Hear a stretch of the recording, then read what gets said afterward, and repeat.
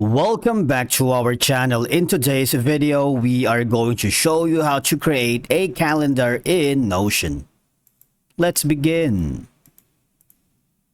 Now, the first thing you need to do is to log in using your credentials. If this is your first time here in Notion, just click on the continue option. You can use your Google, your Apple, and by following the on-screen instructions, you're good to go.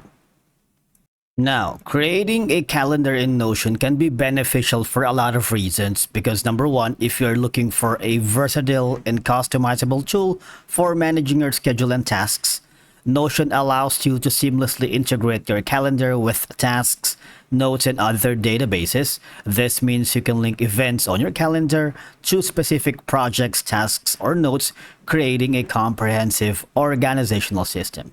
Now, just hover to the left side panel of your dashboard and you can see the calendar option here. Okay, click on it. Now, what I'm gonna do is to select the option for a blog or social media calendar. All right, this is gonna be a basic content calendar.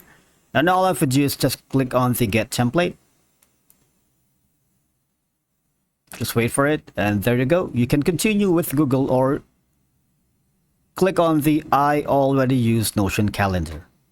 Now, once you are here, there's a lot that you can do because from here, you can centralize all your planning and organization in one place.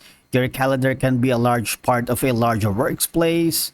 That includes tasks lists, project boards, databases, and more, providing a better view of your work and life because Notion supports collaboration so you can share your calendar with others and collaborate on scheduling and planning. Obviously, this is very useful for teams, families, or anyone who needs to coordinate with the others in terms of the project and activities.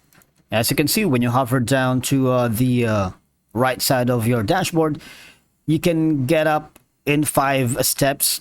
You have the option for desktop app, event notifications, calendar accounts, Notion workspace, and Notion database. Now, when we proceed with this, when you click on the Access Calendar and Contacts, you will be given a pop-up window wherein it's asking you for permissions. Just click on the Continue to Google Permissions. Now, from here, Notion supports offline access and syncing, ensuring that you can work on your calendar even when you're not connected to the internet, okay? Because the calendar can be used for more than just scheduling events. It can also serve as a project management tool. You can use it to plan deadlines, milestones, and project timelines.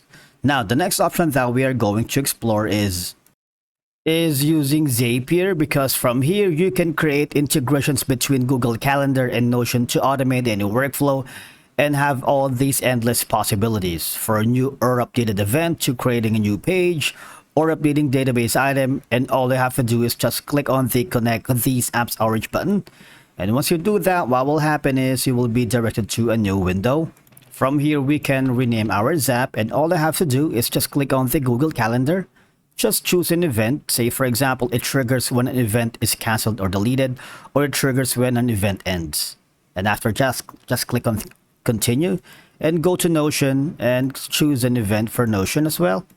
You can choose creating a database items or creates a page inside a parent page. Now from here, all I have to do is just follow the on-screen instructions. Sit back and relax because Zapier will do all the work for you, okay? And I believe that's a wrap for today's video. Thank you so much for watching, and we will see you in the next one.